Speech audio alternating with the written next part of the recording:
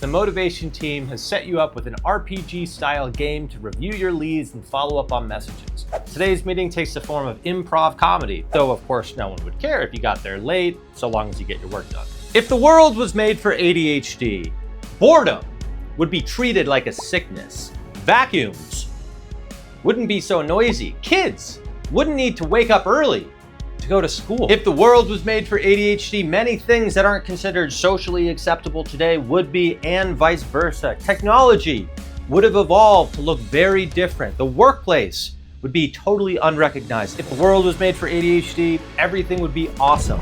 Because if the world was made for ADHD, everything would be interesting. It would have to be. Here's why. People with ADHD have what's called an interest-based nervous system, according to Dr. William Dodson, one of the first practitioners to specialize in adults with ADHD and one of the foremost experts in ADHD. This means that a person with ADHD is motivated by interest, novelty, it presents a challenge, or there's urgency associated with the task. You have a personal passion towards the task presents a newness or uniqueness, the task is difficult or challenging, or the task requires immediate action. This one in particular is important to understand because we don't get demotivated by the idea that something is hard or difficult, just the opposite in fact, and that contradicts the idea that people with ADHD are lazy. Anyway, whereas an ADHDer finds motivation in all of these things, a non-ADHDer has the luxury of being motivated by importance. And that's how most of the world has been built around us. Work done by people fueled by what they considered to be important work. Now imagine for a moment an alternate reality where importance isn't what drove society forward, but rather the world around us built by what people considered to be interesting. Right now, you might be thinking, oh, well, things just wouldn't get done. It would be a total disaster. But au contraire, mon frère, I think things would get done. I think we'd be very good at getting things done. The results would be there, but the process would look very different. How so, you ask? Well, I'm going to show you, because today we're going to explore the workplace made for ADHD in a world made for ADHD. Let's start by looking at a normal workplace, a workplace built around importance as a motivator. I'm uncomfortable. The hierarchy of a normal workplace looks like this. You have executives, managers, and staff, those who are responsible for creating and developing the vision, those who translate the vision and delegate, and those who carry out the work. Within this structure, you have different departments like engineering, marketing, sales, HR, finance, etc. Now, in a workplace made for ADHD, an entirely new department would exist at every company. We'll call it the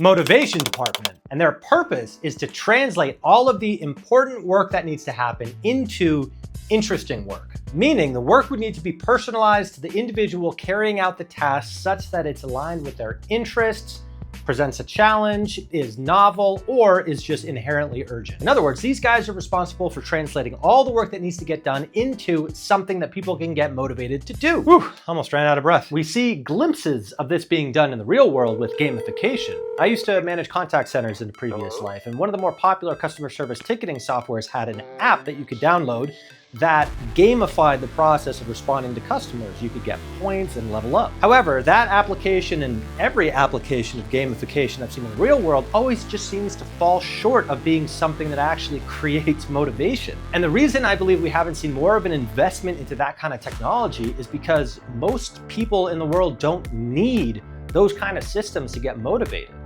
However, in a world made for ADHD, they would absolutely be essential.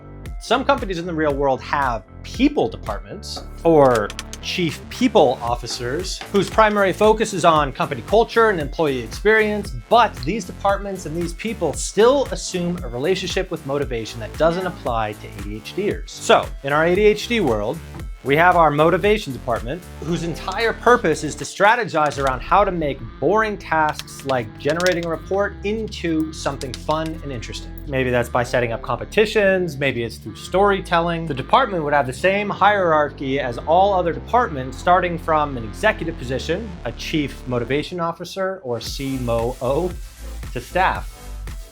In addition, the workplace made for ADHD would have a handful of people who are really good at specific things that most people weren't. You'd have people who were trained in specific disciplines and went down the rabbit hole on how to become as efficient and effective as possible in areas like organization or listening or how to start something. These people would then step in to handle these areas of work so that other people wouldn't be bottlenecked by them. In other words, projects would be split up such that people would contribute to them according to their strengths. If someone's weakness was organization, the organizational aspect of the project would be handed off to an organization specialist. This would work because not all ADHDers are inherently weak in all executive functions. We have what's called a spiky profile, meaning that we have strengths in some areas of executive functioning and weaknesses in others. Furthermore, interest can be found in the challenge of becoming better and better at something, especially if you're not being sidetracked by other things. So right now you might be wondering, okay, now what does this all actually look like? Right? So we're about to take a look at what a day in the life of an ADHD sales rep would look like in a world made for ADHD. But first,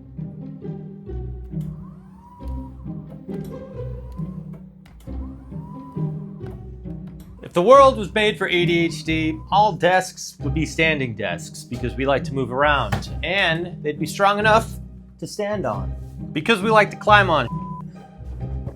Okay, maybe that's a stretch. This desk isn't better for somebody with ADHD. It's just better. This is real wood, it's sturdy, it lifts ridiculously high. I'm 6'1", and I'm not sure when I'd ever need to have my desk this high, but it goes this high. And it can support up to 440 pounds. I don't think I'm gonna have a need to support 440 pounds, but if I did, I could. Now my setup is a little abnormal because I have my monitor stand over here off to the side because I need to be able to swing everything out of the way when I film. I had this set up on my old desk, and because this is all so heavy, it was literally warping. And it also felt like if I bumped the desk like this, the whole thing would topple over. But not this baby. I absolutely love this desk. And it's kind of weird to say that I love a desk, but I do. I really do, especially because it's on camera all the time. And in addition to all of those features I just mentioned, it looks fantastic. And to give you a quick comparison, this is what I used to use. And what's crazy is I didn't even add any sound effects to that. That's just the noise the desk naturally makes. This is the real deal. The E7 Pro by FlexiSpot. This is their middle of the road desk offering. They also have more affordable options and some higher end, more luxurious options, but honestly, this thing is perfect. All right, enough about desks. Let's keep going. So what would a day in the life look like for a sales rep in a world made for ADHD? Well, for starters, your work schedule would be based around your sleep schedule. Say you are a up late, wake up late kind of person, so you get in the office around 1 p.m. You're also always excited to get to work, so you're pretty good about getting there on time. Though, of course, no one would care if you got there late, so long as you get your work done. You're dressed comfortably, same as every day, same as everyone else. You get to your desk and the motivation team has set you up with an RPG-style game to review your leads and follow up on messages. Leads show up as characters in the game and their associated missions correspond to steps of the sales funnel. Music then starts playing from the conference room, the team huddle is commencing. You walk in and people are chatting amongst themselves before the show starts. Today's meeting takes the form of improv comedy. Target, progress, and priorities for the day are all integrated into the routine. Everyone is laughing and one person is taking diligent notes, the listener. When the meeting's over, you get back to your desk and see that the motivation team has scheduled you for prospecting, for which you've been paired up with a teammate. For the next 40 minutes, you'll be competing to generate as many new leads as possible. The winner gets 50 tokens, which can be redeemed at the company store. Next, you go outside for a break, and you can return whenever you feel like you've had adequate time to recharge your batteries. When you get back, you queue up the auto dialer to start reaching out to people while you simultaneously play mindless puzzle games. Finally, you have some free time to do whatever creative work you'd like to do before you run out of juice and head home.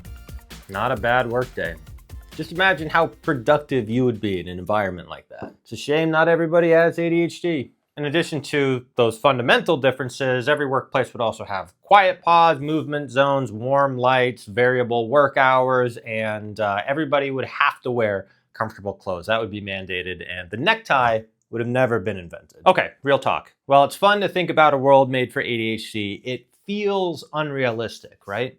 But why? I mean, truly, a world made for ADHD would benefit everyone. Because while people with ADHD have no choice but to find their motivation within their interests, people without ADHD would enjoy life more if their interests were at the forefront of their work. And this is why, hold on, I'm gonna stand up. And this is why we need more ADHDers in higher positions who aren't afraid to break the mold, because not only will they empower more ADHDers, but they'll make everyone's job more enjoyable and everybody will feel more motivated. We need enterprise business software companies to team up with AAA gaming companies. We need Salesforce and Blizzard to collaborate and truly gamify business applications. Just imagine how much more productive a workplace would be if we really focused on motivation. If the world was made for ADHD, the world would be a better place for everyone. All right.